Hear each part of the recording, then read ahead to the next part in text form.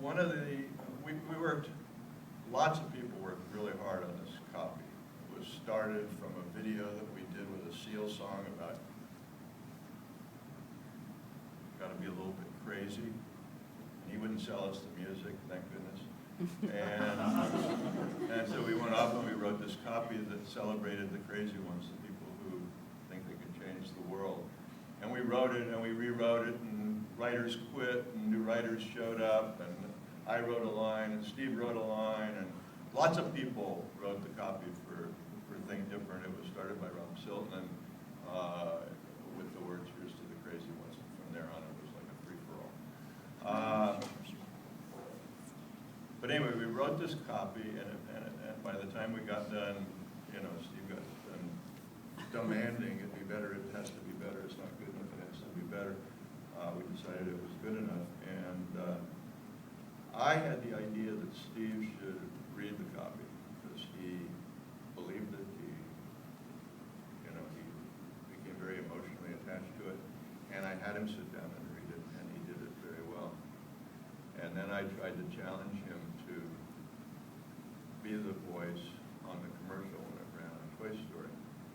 And we had also recorded with Richard Dreyfuss after we had like a dozen different people audition and try reading it from Maya Angelou to, I don't know, you know, like in typical Steve, we had to try everybody in the world. He wanted people that weren't even alive to read it. We actually went and got it.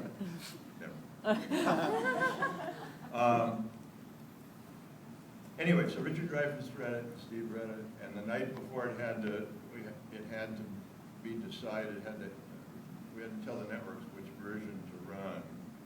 I asked Steve one more time. I said, I think it should be you. And the next morning he called and he said, you know what? I think we got to use the Richard Dreyfuss version, because if anybody thinks that this is about me, my ego, and not about Apple, then we're blowing it. It has to be about the future of Apple. And I sit there, and that's what it's like working with a fucking genius. He's always right, and you're sitting there saying, God, I thought that was a really good idea, too. Anyway, I can today share with you, some people have seen it, it's on the internet, but here's Think Different commercial with Steve reading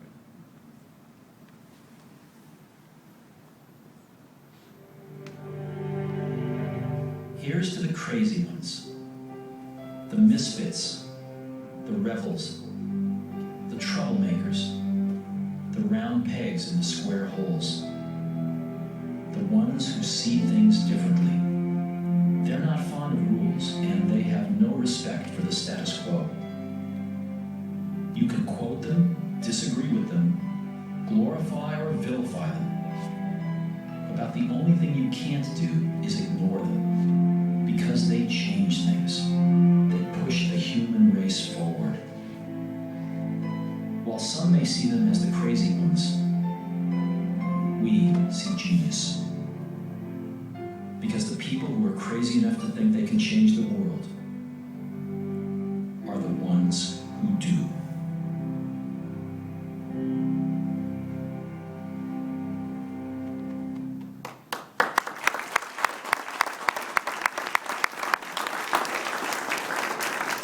That'll always be the favorite piece of work I was ever involved in for all kinds of reasons.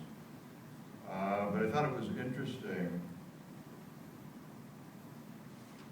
So I don't know if how many of you remember the billboards, print ads, you know, those analog things that some of you still know how to do. Buses, that's Rosa Parks driving down the streets of New York on the side of a bus. Celebration of amazing people. Lucille Ball kind of changed Hollywood, and we put this up on Sunset Boulevard.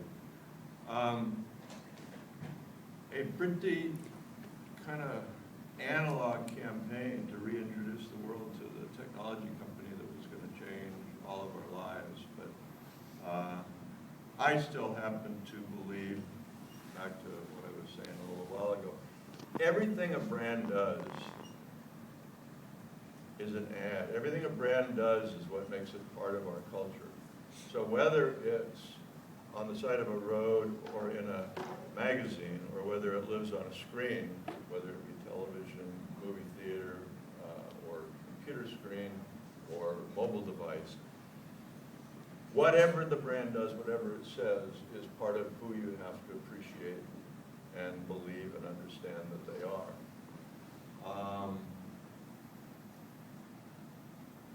So I'm not going to show you much more work, but just think about,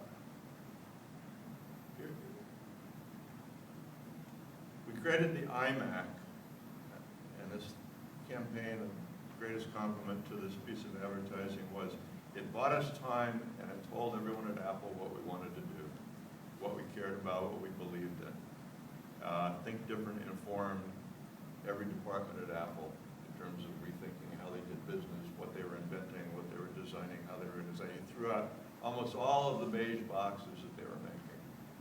We made the iMac and got Apple kind of back on course, back part of the conversation, back people thinking about them. But the huge turning point was Akio Morita, Walkman. Steve's looking at MP3 players and saying, these things suck. These aren't good, they aren't easy to use, they aren't likable, you know, and I don't want to just be a computer company. And so he takes me back in the engineering department, design department one day, and said, let me show you something. Here's this thing with this touch wheel and all this music on it.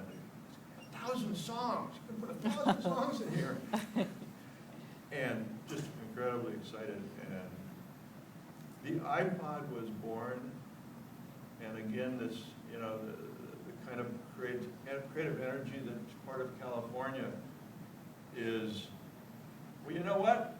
People shouldn't steal music, and they can't buy digital music, so we got to create a place where you can buy music. So here's this guy who just goes wading into all the music studios and music companies and starts demanding that they understand the future of digital music, and they work with iTunes to sell their music, because otherwise you're subordinating the criminality that you guys are all trying to address with your lawsuits of people, you know, hacking and downloading free music and all this.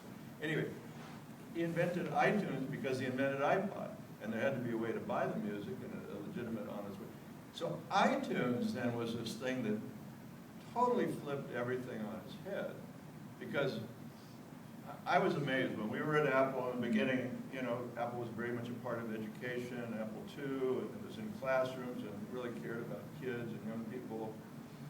By the time we got back, Apple had absolutely no place in education. Kids didn't have a clue about Apple. Apple was some quirky computer that artists used or something, and kids all were growing up with Windows. They were growing up with Windows, their games were on Windows, they were going to school, and that's what the computer that was in school. All of a sudden, as iPod took hold, kids were discovering Apple. And of course, Steve was very clever. You can organize all your music on a Mac, and then you can build it into files and put it on your iPod. All of a sudden, kids started touching Macs and discovering all the stuff that was being built into Mac as it was evolving, with photos and with video editing and all the stuff that was, you know, being designed in the